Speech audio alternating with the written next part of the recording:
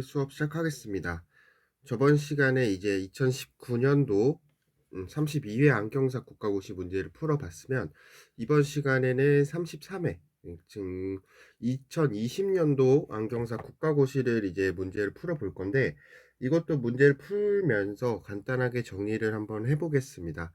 이제부터는 이제 문제를 좀 빨리빨리 풀면서 좀 중요한 부분들 그리고 이 문제를 풀 때 필요했던 내용들을 간단하게 정리를 해보도록 하겠습니다.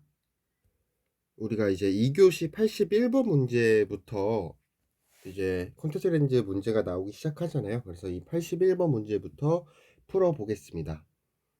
소수성인 각막 상피의 표면을 친수성으로 바꾸는 성분이 분비되는 곳은, 이것은 이제 이 콘택트 렌즈와 관련된 문제가 나오는데 가장 첫 번째 문제는 이제 전완부 쪽 문제잖아요. 시기해부 쪽에서 전완부 쪽, 그래서 뭐 각막에 대한 얘기나 아니면 그 앞에 있는 눈물 아니면 결막 이런 거에 대해서 나오는데, 이 소수성이 각막 상피를 친수성으로 바꾸는 거는 눈물에 대한 얘기일 겁니다.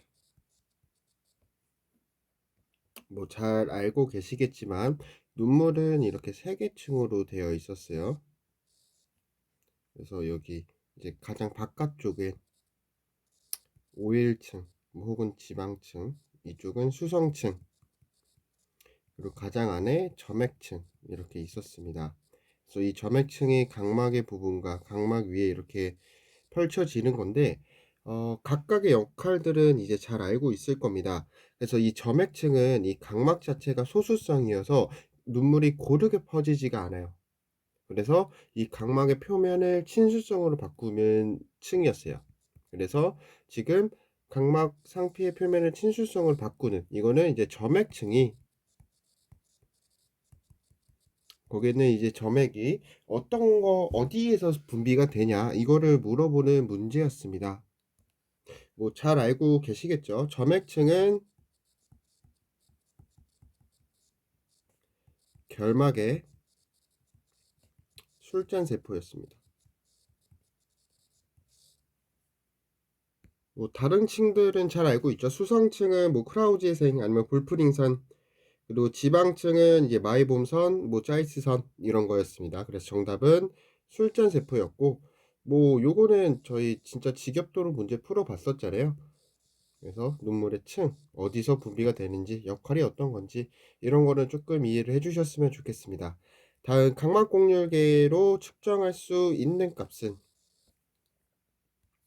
이 콘택트 렌즈는 사실 각막공률계 굉장히 중요하잖아요. 많이 나오고. 그래서 이 케라토미터라는 것은 조금 말씀을 드리면 이제 각막으로부터 일정한 거리에 떨어져 있는 뭐 발광체로부터 여기서 불빛이 나온 것이 쭉 들어가는 거예요. 사실은 이렇게 뭐 꺾어서 들어가지만 그냥 간단하게 설명하려고 이렇게 해드린 거예요. 쭉 나온 빛이 각막 전면에 의해서 어떤 반사상을 결상을 할 겁니다. 그 반사상을 이 케라토미터의 현미경보로 관찰을 하는 겁니다. 그러면서 이 각막이 어떻게 생겼구나, 곡률이 어떻구나, 이거를 추론하는 게 이 각막 곡률계였어요. 이게 가장 기본적인 원리였고, 한 번 더 말씀을 드리면 각막으로부터 일정한 거리에 있는 발광체로부터 나오는 빛이 각막 전면에 의해서 반사성을 결성을 하고 그 반사성을 현미경보로 관찰을 하는 게 케라토미터였습니다. 그럼 우리가 여기서 알 수 있는 것은 각막 정면의 곡률 반경을 알 수 있었습니다.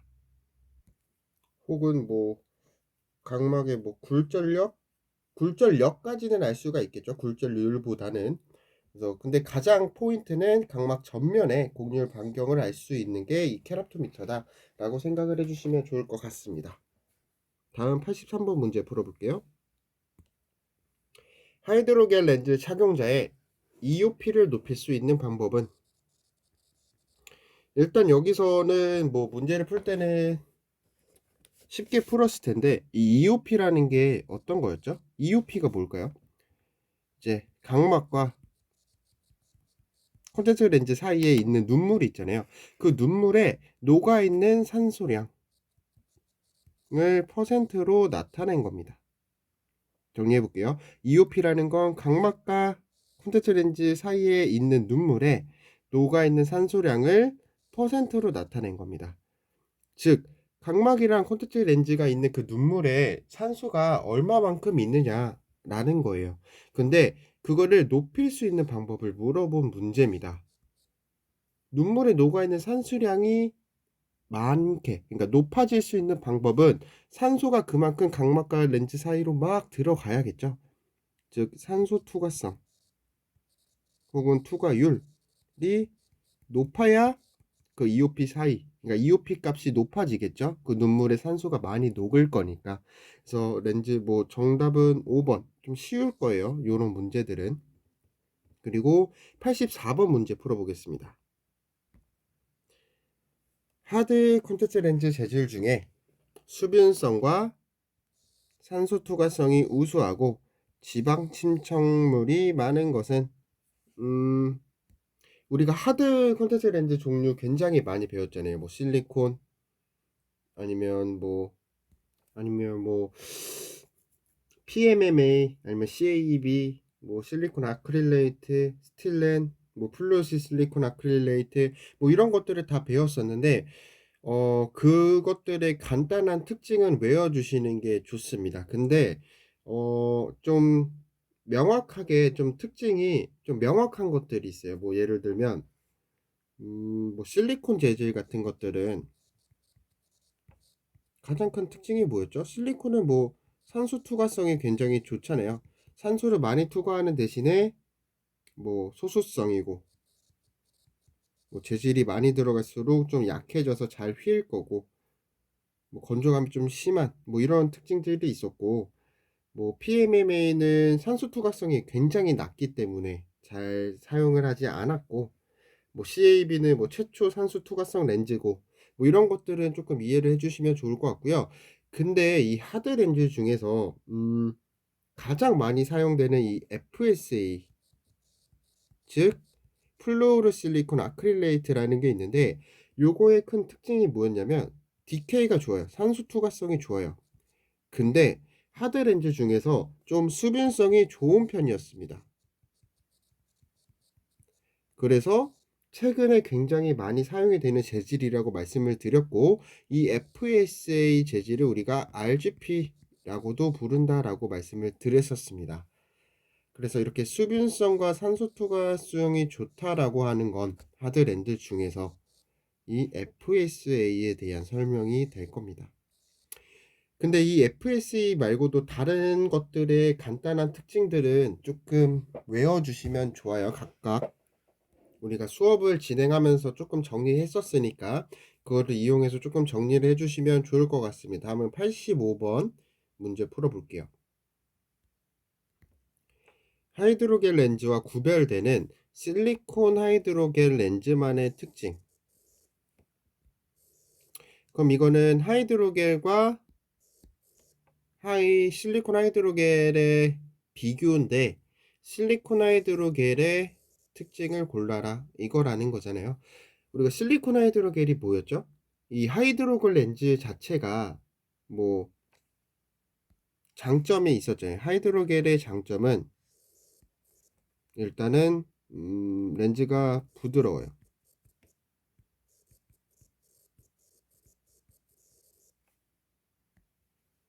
그리고 좀 착용감이 좋아요.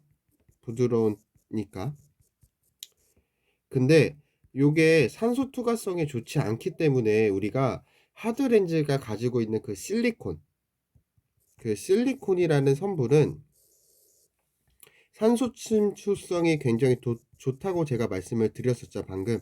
그래서 산소 침투성이 굉장히 좋습니다, 실리콘은. 그러니까 이 하이드로겔 렌즈의 장점인 렌즈가 부드럽고 착용감에다가 실리콘이 가지고 있는 산소 침투성이 좋은 거를 합친 거라고 봐주시면 돼요. 근데 어떻게 보면 두 개를 합치다 보니까 하이드로겔 렌즈가 갖고 있었던 그 엄청난 착용감, 그러니까 착용감이 굉장히 좋았던 거는 조금은 줄어들 거예요. 왜냐면 실리콘이 들어가니까. 실리콘은 수분성이 좋지 않은 재질이기 때문에 착용감이 조금 떨어지는 단점이 있었잖아요. 그래서 이 하이드로겔 렌즈가 갖고 있던 그 장점이 쪼끔은 줄어들 거예요. 물론 하드 렌즈보다는 착용감이 훨씬 좋겠지만 하이드로겔 렌즈보다는 쪼끔 착용감이 떨어지지만 산소 침투성이 매우 좋아질 겁니다, 실리콘 하이드로겔 렌즈는. 그리고 이 실리콘 하이드로겔 렌즈는 실리콘이 갖고 있는 그 소수성 성질이기 때문에 함수율이 낮은 편이에요, 하이드로겔 렌즈보다. 그래서 함수율이 낮기 때문에 재질이 약간 덜 말라요. 마르는 게 덜합니다, 함수율이 낮기 때문에. 그래서 하이드로겔 렌즈보다는 실리콘 하이드로겔 렌즈가 렌즈 탈수 현상이 잘 일어나지 않아요. 렌즈가 좀 덜 말라요. 그럼 이 문제 한번 풀어 보겠습니다. 실리콘 하이드로겔 렌즈의 특성, 가장 큰 특징이 바로 나와 버리네요. 정답은 3번을 고르실 수 있으셔야 됩니다. 다른 거를 비교한다라고 하면 렌즈 탈수 현상은 덜 일어난다 했죠. 함수율이 낮아서 재질이 조금 덜 말라서. 모듈러스 뻣뻣한 것도 조금 더 뻣뻣하다라고 말씀을 드렸었습니다. 정답은 3번으로 골라주시면 좋을 것 같고요. 다음 86번 문제 한번 풀어보겠습니다. 86번 각막 곡률계를 사용하여 측정된 값으로 결정할 콘택트 렌즈의 변수는, 우리가 각막 곡률계로 측정할 수 있는 거는 뭐였었죠? 아까 문제에도 나왔었죠? 각막의 전면 곡률 반경. 그러니까 이렇게 각막이 있으면 각막 앞쪽의 곡률 반경을 알 수 있는 거예요. 그럼 우리가 이 렌즈의 이 각막의 정면 곡률 반경을 안다면 우리가 콘택트 렌즈를 어떤 거를 이 값을 사용을 해야 될까요? 렌즈가 이 앞에 이렇게 착용이 될 거니까 렌즈 뒷면의 커브를 각막 정면과 일치시키면 착용감이 굉장히 좋겠죠. 각막 앞면과 렌즈 뒷면이 서로 만나니까요. 그러기 때문에 요거는 베이스 커브일 겁니다. 그래서 각막의 전면 곡률 반경을 콘택트 렌즈 베이스 커브와 좀 비슷하게 해주면 좋을 겁니다. 그래서 정답은 5번이 될 겁니다. 다음은 87번 문제 풀어보겠습니다. 87번 문제고요. 요거는 이제 콘택트 렌즈의 중력 중심 위치에 대한 그림입니다. 중력 중심의 이동에 대한 설명으로 옳은 것은, 그러면 지금 중력 중심이 A 방향, B 방향, B 방향이 약간 후면인 거죠. 우리가 중력 중심이 앞쪽 A 방향일 때 그 각막 중심에 위치하기가 좋을까요? 아니면 B 뒤쪽 후면일 때 각막 중심에 위치하기 좋을까요? 그쵸? 이렇게 뒤쪽으로 각막 중력 중심, 그러니까 중력 중심이 뒤쪽으로 갈수록 각막 중심에 위치하기가 좋아요. 자리 잡기가 좋아요. 움직임이 적다라는 겁니다. 그러면 우리가 이 중력 중심이 후면으로 가는 경우가 어떤 게 있었죠? 먼저 첫 번째, 렌즈 직경이 클수록, 그리고 두 번째, 렌즈 중심 두께 얇을수록 후면으로 갔었습니다. 세 번째, 베이스 커브가 스팁하면, 그리고 네 번째, 마이너스 도수가 마이너스 굴절력이 높아질수록 이라고 했었습니다. 이거는 정말 많이 했었으니까 알고 있을 텐데, 지금 요거를 아직 외우지 못한 학생분들이나 이해하지 못한 친구들은 좀 그냥 요런 느낌이 어떤 건지를 생각했으면 좋겠어요. 렌즈가 클수록 더 잘 붙어 있겠구나, 혹은 렌즈 중심 두께가 얇을수록 더 후면으로 가는구나, 이런 그냥 모양을 조금 생각을 하면서 외워주시면 좋겠어요. 요런 것들은 이제는 조금 알고 있어야 하는 내용들이니까 요거를 이해해 주시면 문제 한번 풀어 볼게요. 어렵지 않을 것 같습니다. 전체 직경이 커지면 아까 렌즈 직경이 클수록 후면으로 이동한다 했죠? B방향으로 이동할 겁니다. 중심 두께가 두꺼워지면 얇아지면 뒤쪽에 가니까 두꺼워지면 A방향으로 이동한다. 요거는 맞는 말일 겁니다.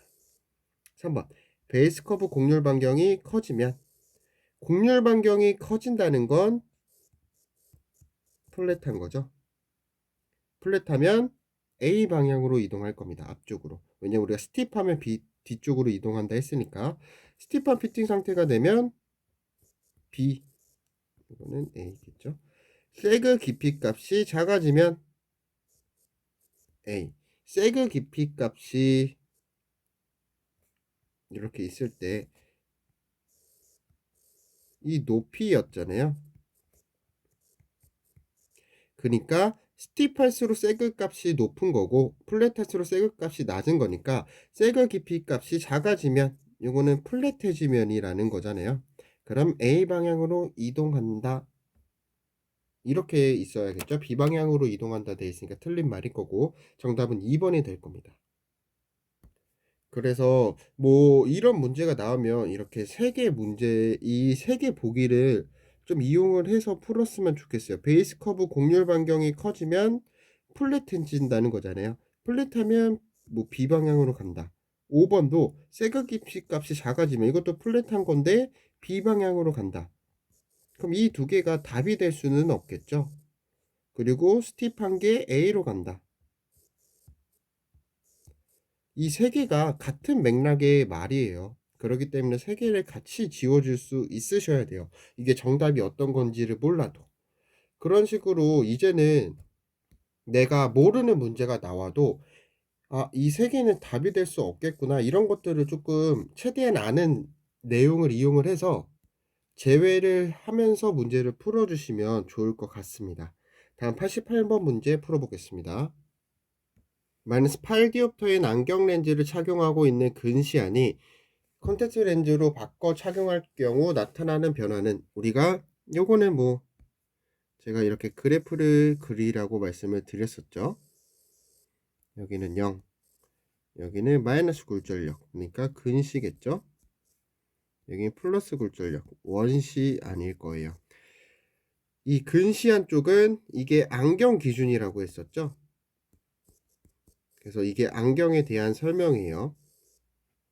그래서 이 안경을 쓰면 콘택트 렌즈보다 근시안은 조절이 여기 마이너스고 여기가 플러스 방향이니까 우리가 X축 Y축으로 놓으면 조절도 조금하고 폭주도 조금하고 상 크기도 작아진다라고 말했습니다. 여기 근데 원시일 때 안경은 콘택트 렌즈보다 안경을 썼을 때 조절도 많이 하고 폭주도 많이 하고 상 크기도 커졌다.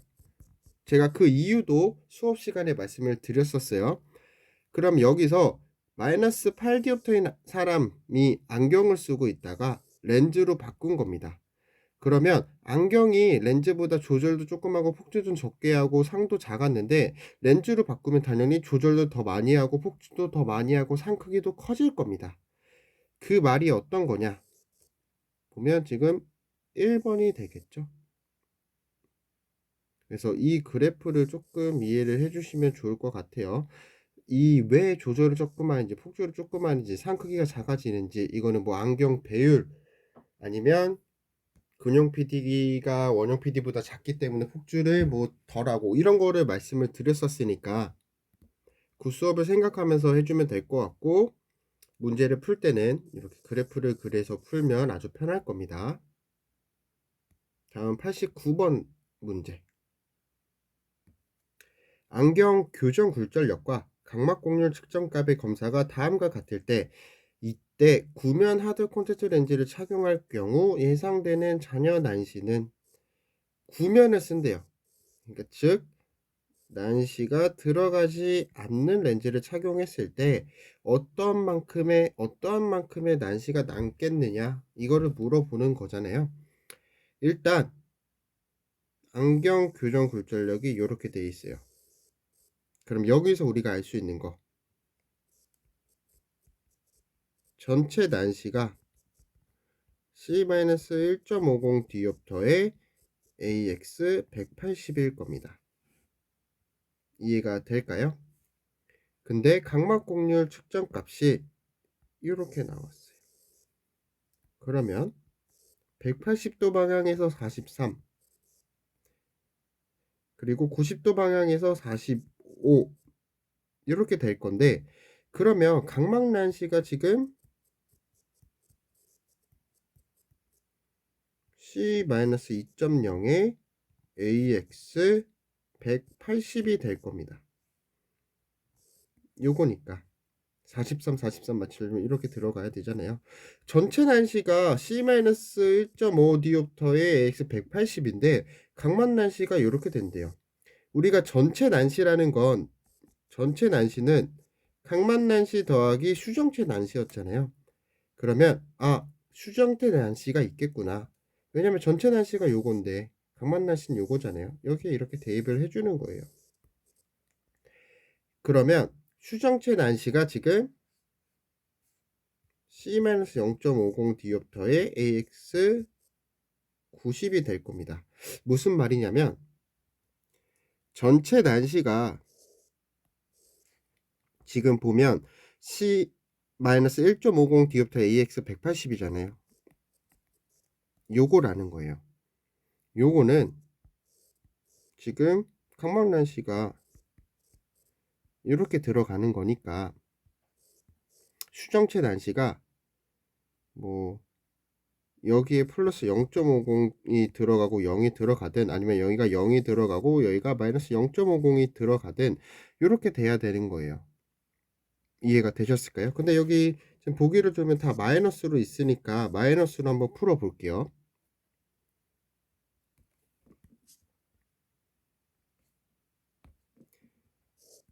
여기에 어떤 마이너스 값이 들어가면 요게 될까요? 여기 0, 여기 마이너스 0.50 디옵터가 들어가면 여기가 마이너스 2.0, 여기가 마이너스 0.50이 나오면서 이걸 마이너스 0.50은 구면 도수로 뺄 수가 있어요. 그러면 마이너스 0.5를 양쪽에서 빼면 마이너스 1.50 남고 0, 이렇게 남은 전체 난시가 된다라는 겁니다. 조금 이해가 되셨을까요? 무슨 말이냐면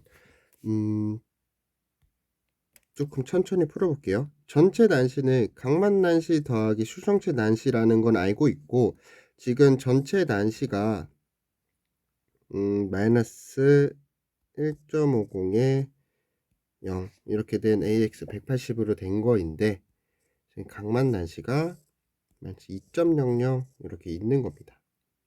그럼 수정체 난시가 여기에 이제 들어가야 되는데, 여기에 뭐 지금 C 마이너스 값으로 표현을 할 거니까 여기가 0이 들어가고 여기에 마이너스 0.50 디옵터가 들어간다 라고 말씀을 드렸었습니다. 그러면 이렇게 생각할 수가 있어요. 이거랑 이거를 더하면, 이걸 두 개를 더하면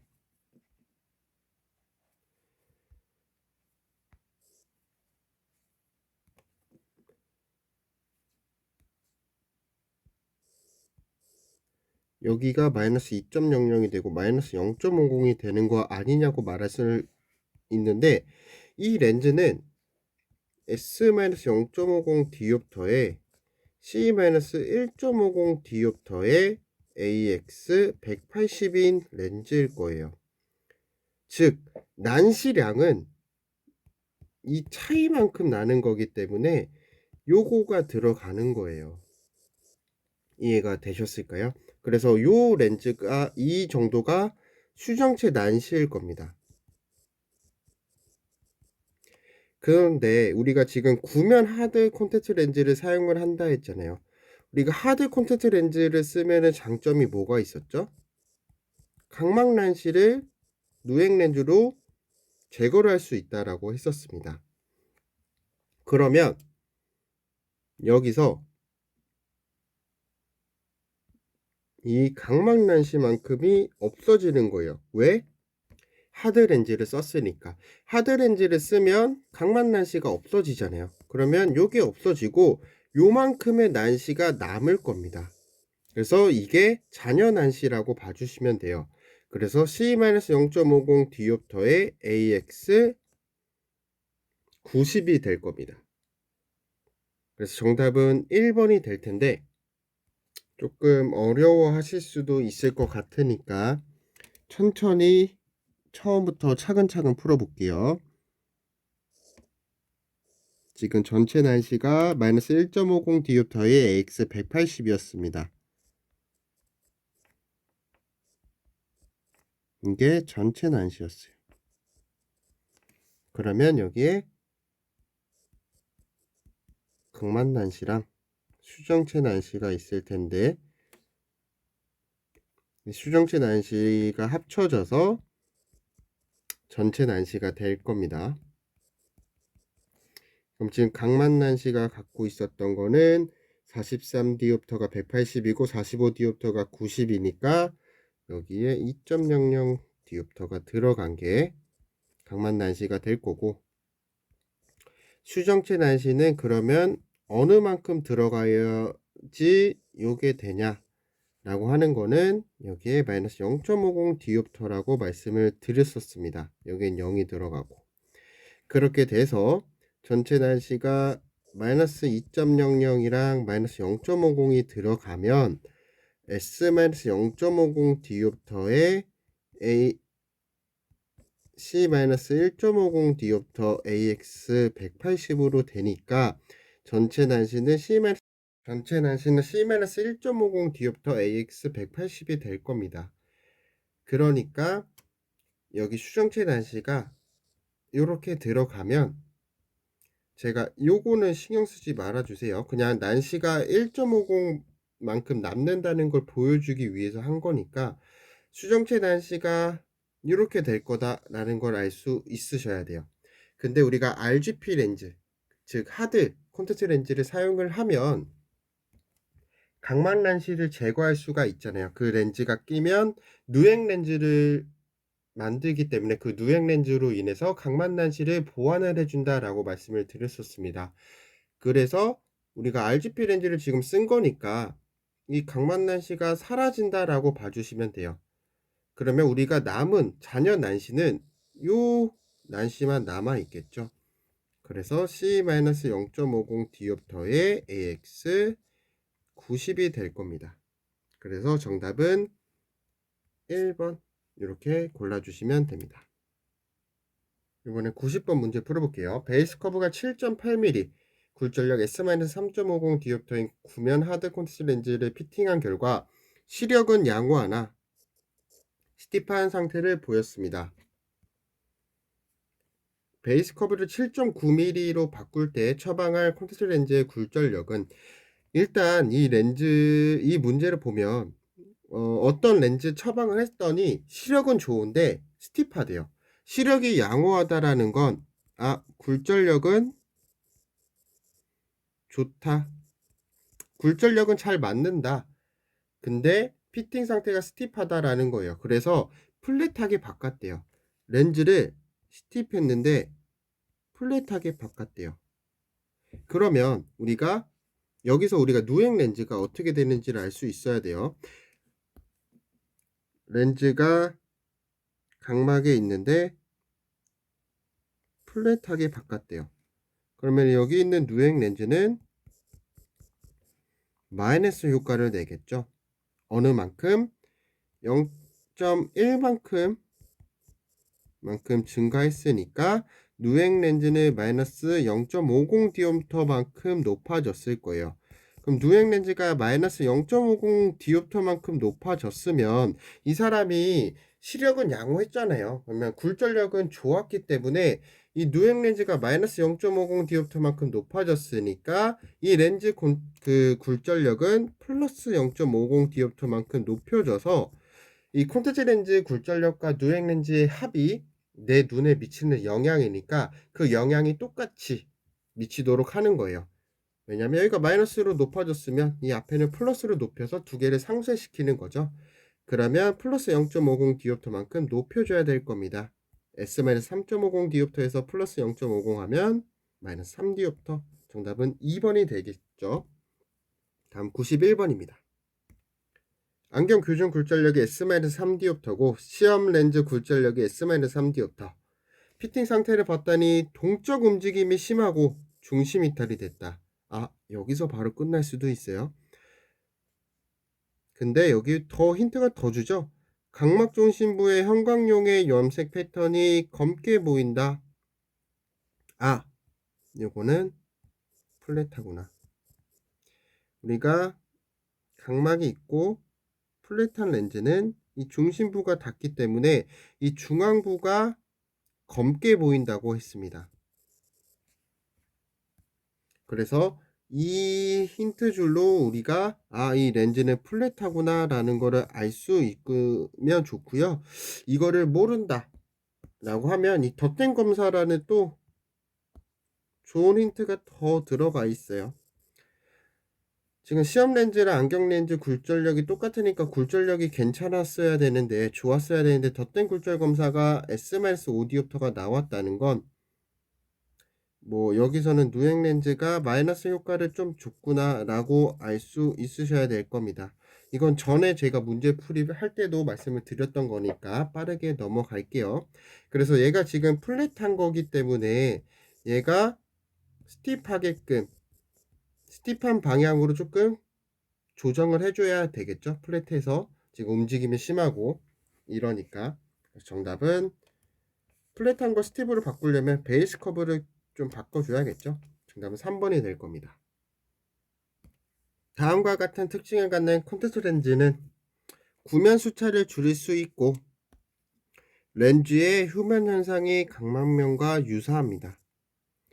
불규칙 각막 난시 교정 효과가 우수합니다. 먼저 각막 난시의 교정 효과가 좋다라고 하면 하드 렌즈네, RGP네 이렇게 생각을 해주셔서 이렇게 지어주시면 될 거고, 렌즈 후면 현상이 각막이랑 비슷하대요. 각막이 비구면 형상으로 되어 있잖아요. 그래서 렌즈 후면이 비구면처럼 되어 있으면 이제 각막면과 유사하기도 하고 각막 난시 교정이 좋은 거니까 비구면 RGP 콘택트 렌즈 이거는 쉽게 고르실 수 있으셔야 됩니다. 근데 뭐 다들 배우셨겠지만 각각이 가지고 있는 특징들을 조금 이해를 해주시고 문제를 풀어주시면 좋을 것 같습니다. 다음 93번 문제 풀어보겠습니다. 소프트 렌즈의 전체 직경과 관련된 내용으로 옳은 것은 우리가 전체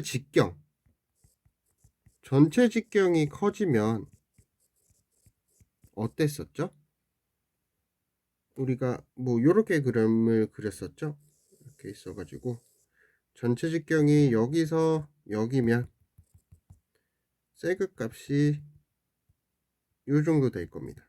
근데 전체 직경이 커지면 세그 값이 더 깊어지겠죠. 전체 직경이 커지면 세그가 깊어진다는 건 스티프하다라는 거잖아요. 그래서 이 세 가지를 연결해서 생각하면 좋다라고 말씀을 드렸었죠. 그래서 전체 직경이 커지면 스티프한 거니까 움직임이 적을 거고요. 전체 직경이 커지면 세그 값과 관련이 있을 것이다. 이것도 맞을 겁니다. 그리고 전체 직경이 커지면 타이트한이 아닌 스티프한, 그러니까 타이트한이 스티프한 이라는 거니까 스티프한 거니까 피팅 상태가 개선된다가 아니라 스티프한 상태로 되는 거죠. 그래서 전체 직경이 수평 방향의 간시용체 직경을 기초로 결정한다. 요거는 뭐 일반적으로 수평 방향이 각막이 더 넓기 때문에 수평 방향을 기초로 결정하는 게 더 좋습니다. 그래서 93번의 정답은 3번이 될 거고요. 94번 문제 풀어보겠습니다. 베이스 커브와 전체 직경에 관련된 문제네요. 베이스 커브 8.4mm, 전체 직경 14mm인 소프트 렌즈를 전체 직경 13.5로 변경했을 때 임상적으로 동일한 피팅 상태, 우리가 베이스 커브를 어느 정도 증가했을 때 소프트 렌즈 그 전체 직경이 어느 만큼 증가해야 동일한 피팅 상태가 되는지 말씀을 드렸었죠. 전체 직경이 0.5mm 증가하면 베이스 커브는 0.3만큼 증가해야 동일한 피팅 상태를 보인다고 말씀을 드렸었습니다. 그래서 전체 직경이 0.5 증가했으니까 베이스 커브도 0.3 증가해서 8.7, 정답은 4번이 될 겁니다. 이 정도는 이제 알고 계셔야 돼요. 베이스 커브가 0.3만큼 증가하면 전체 직경이 0.5만큼 증가해야 두 개가 임상적으로 똑같은 피팅 상태가 된다라고 말씀을 드렸었습니다. 다음은 95번 노안 교정염 모노비전. 이 모노비전은 단한시잖아요. 그러기 때문에 우리가 양한시 때도 배웠지만 양한시의 최종 목적이 입체시였으니까 이 단한시로 하다 보니까 입체시도 떨어지고 대비감도도 떨어질 거고 양한시 기능 자체가 많이 떨어질 겁니다. 이 모노비전이라는 게 한쪽 눈에는 멀리 보는 굴절력, 한쪽 눈에는 가까이 보는 굴절력을 넣는 거예요. 콘택트 렌즈를. 그래서 우세안에 원용 굴절력을 넣는 거고 비우세안에 근용 굴절력을 넣는 겁니다. 그렇기 때문에 양쪽 눈으로 보는 것보다는 입체식이나 대비감도나 이런 것들이 많이 떨어질 겁니다. 그래서 정답은 뭐 쉽게 4번을 풀고 넘어가 주실 수 있으셔야 됩니다. 다음 96번 풀어보겠습니다. 하드렌즈의 움직임을 증가시키기 위한 방법은 뭐 움직임 증가를 시키려면 지금 보면 뭐 약간 좀 플랫하게 바꾸면 될 겁니다. 그래서 좀 플랫하게 바꾸는 피팅 상태를 찾으면 될 거고, 그러면 베이스 커브 곡률 반경을 길게 하는 방법, 혹은 우리가 뭐 중력 중심을 이용하는 방법도 있겠네요. 아까 중력 중심 배웠었잖아요. 중력 중심이 뒤쪽으로 가면은 각막의 그 렌즈가 움직임이 덜하기 때문에 중력 중심이 전방으로 가는 방법을 찾아도 되겠네요. 그래서 전체 직경을 줄이는 방법으로 해도 될 것 같습니다. 전체 직경이 커지면 우리가 중력 중심이 뒤로 가서 움직임이 덜하다 있습니다. 중심 두께가 얇을수록 중력 중심이 뒤쪽으로 가서 움직임이 덜할 거고, 주변 베이스 커브 곡률 반경을 짧게 하고 베이스 커브 곡률 반경을 짧게 하는 건 스팁, 이것도 스팁. 세그 깊이 값을 증가시키는 거, 그것도 스팁하게 바꾸는 겁니다. 그래서 이거는 움직임을 덜 하게끔 하는 거였죠. 2, 3, 4, 5번은 정답은 1번이 될 겁니다. 97번 소프트 렌즈 착용자에게 다음과 같은 현상이 나타났다. 관련 있는 부작용은? 먼저 특징들 한번 볼게요. 렌즈 표면에 점액이 침착되고 콘택트 렌즈 움직임이 많아지고 이물감과 가려움으로 장시간 렌즈 착용이 어려워지는 겁니다.